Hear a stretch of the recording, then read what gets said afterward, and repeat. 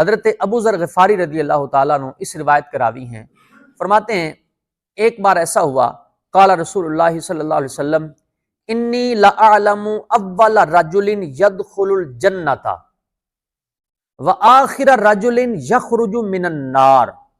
ایک ایک جملہ، ایک ایک لفظ توجہ کرنے والا ہے۔ فرماتے ہیں کہ نبی پاک علیہ الصلوۃ والسلام نے فرمایا انی لأعلم، بے شک میں جانتا ہوں وہ پہلا بندہ جو جنت میں داخل ہوگا۔ گل ویکھو تو سبحان اللہ ویکھو آگے، کروڑوں لوگ جنت میں جائیں گے، ان کروڑوں لوگوں میں فرماتے ہیں حضرت ابو ذر فرماتے ہیں حضور نے خود ارشاد فرمایا میں وہ پہلا بندہ جانتا ہوں جو جنت میں داخل ہوگا، پہلا بندہ جو جنت میں جائے گا میں وہ جانتا ہوں۔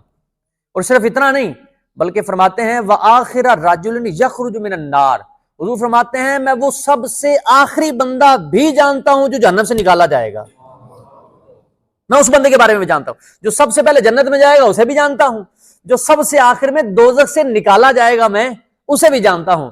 اور یہ خود بخاری کی حدیث پاک ہے، نبی پاک علیہ الصلوۃ والسلام کے بارے میں حضرت فاروق اعظم نے ارشاد فرمایا کہ حضور نے ایک بار منبر اقدس پر بیٹھ کر بیان فرمایا، خطاب فرمایا، اور سرکار علیہ الصلوۃ والسلام نے اتنی تفصیل بیان فرمائی کہ جنتی جنت میں داخل ہو گئے، دوزخی دوزخ میں چلے گئے۔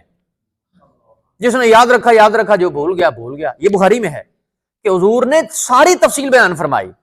اور پھر بلکہ مشکوٰۃ شریف وغیرہ میں یہ حدیث بھی موجود ہے، فرماتے ہیں کہ نبی پاک علیہ الصلوۃ والسلام ایک بار 2 کتابیں لے کر، 2 رجسٹر لے کر حاضر ہوئے، تو آپ نے فرمایا اس میں ایک میں جنتیوں کی پوری لسٹ ہے اور ایک میں دوزخیوں کی ہے۔ یعنی یہ تفصیلات احادیث میں باقاعدہ حضور نے بیان فرمائی۔ اچھا، اس کے باوجود بھی اگر کوئی بدبخت یہ کہے کہ نبی کو خود اپنا پتہ نہیں کہ اس کے ساتھ کیا ہوگا، تو کیا یہ کوئی انسانیت اور اسلام ہے؟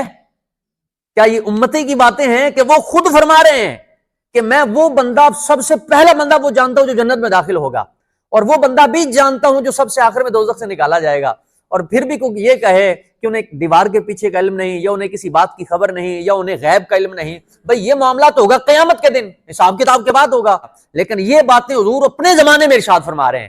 اور غیب کا علم کس کو کہتے ہیں، اور نالج کس کو کہتے ہیں؟